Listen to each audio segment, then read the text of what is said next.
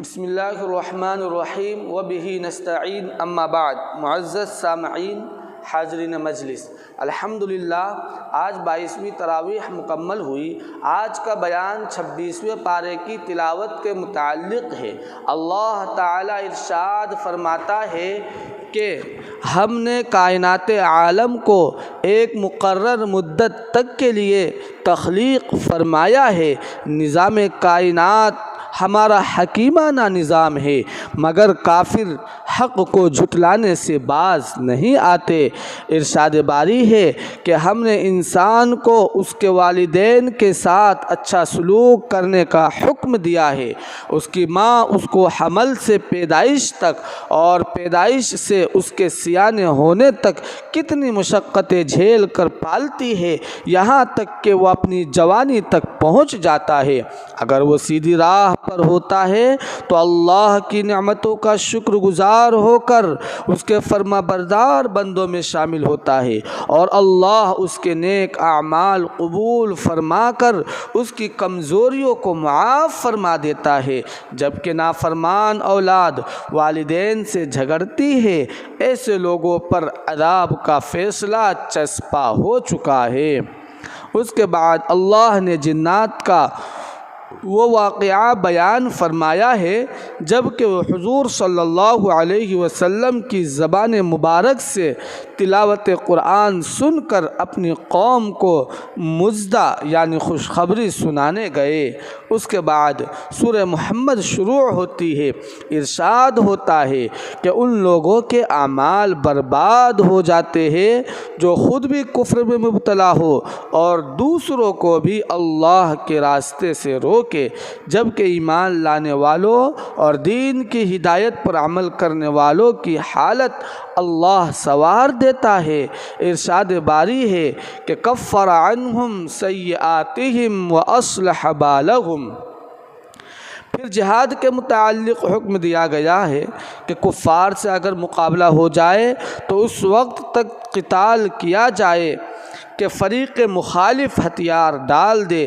حقیقت یہ ہے کہ جو لوگ ایمان لانے اور ہدایت پانے کے بعد جہاد سے گریز کرتے ہیں وہ شیطان کے بہکائے ہوئے ہیں، کیونکہ شیطان لوگوں کو ان کے برے اعمال اور خوشنما بنا کر دکھاتا ہے، ان کے برے اعمال کو اچھا بنا کر پیش کرتا ہے، انہیں لمبی عمر کا فریب اور دھوکہ دیتا ہے، بالآخر ان کے اعمال اکارت ہو جاتے ہیں۔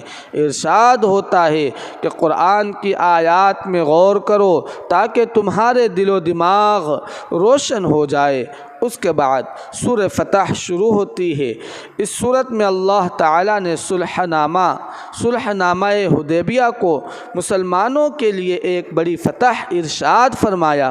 ارشاد ہوا جن لوگوں نے نبی کے ہاتھ پر بیعت کی انہوں نے دراصل خدا سے بیعت کی ہے، البتہ عہد کو توڑنے والے اور جہاد سے منہ موڑنے والے عذاب کے مستحق ہیں۔ ہاں، معذوروں کو معافی ہے، محمد اللہ کے رسول ہیں صلی اللہ علیہ وسلم، اور ان کے ساتھی آپس میں رحم دل اور کفار کے حق میں نہایت سخت ہے۔ محمد الرسول اللہ والذین معہ اشداء علی الکفار رحماء بینہم۔ اس کے بعد سورہ حجرات شروع ہوتی ہے۔ یہ سورت مبارکہ اخلاقی تعلیم سے معمور ہے۔ مسلمانوں کو آداب مجلس اور خوش گفتاری کی تہذیب سکھلائی گئی ہے۔ خاص طور پر یہ ہدایت فرمائی گئی ہے کہ نبی کی مجلس اور نبی کے حجرات کے آداب و احترام کا پورا لحاظ رکھا جائے، ورنہ نیک اعمال بھی ضائع ہو جانے کا خطرہ ہے۔ اسی وجہ سے مومنوں کو آپس کے معاملات میں بھی تہذیب، اخلاق، نیک دلی، خیر اندیشی اور خوش گوئی سے کام لینے کی ہدایت فرمائی گئی ہے۔ غیبت کو مردار کھانے سے تشبیہ دی گئی ہے۔ اس کے بعد سورہ قاف شروع ہوتی ہے۔ ارشاد ہوا کہ اے لوگو، ہم تو تمہاری شہرگ سے بھی زیادہ قریب ہے، اور ہم نے تمہارا نامہ اعمال لکھنے کے لیے تم پر 2 فرشتے مقرر کر دیے ہیں۔ یہ اعمال نامے روز حساب میں پیش ہوں گے۔ اس کے بعد سورہ ذاریات شروع ہوتی ہے۔ پھر ارشاد ہوا کہ قیامت ضرور برپا ہوگی اور کفار اپنے کیے کی سزا پائیں گے، اور پرہیزگار لوگ جنت کی نعمتوں کا لطف حاصل کریں گے۔ اہل ایمان رات کے تھوڑے حصے میں سوتے ہیں اور اوقات سحر میں اللہ کی بخشش طلب کرتے ہیں، اور اپنے مال سے مانگنے والے نہ مانگنے والے دونوں کی مدد کرتے ہیں۔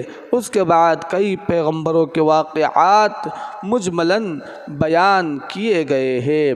اللہ تبارک و تعالی ہمیں قرآن کی فہم و فراست نصیب فرمائے، آمین۔ سبحان اللہ و بحمدہ، سبحان اللہ العظیم۔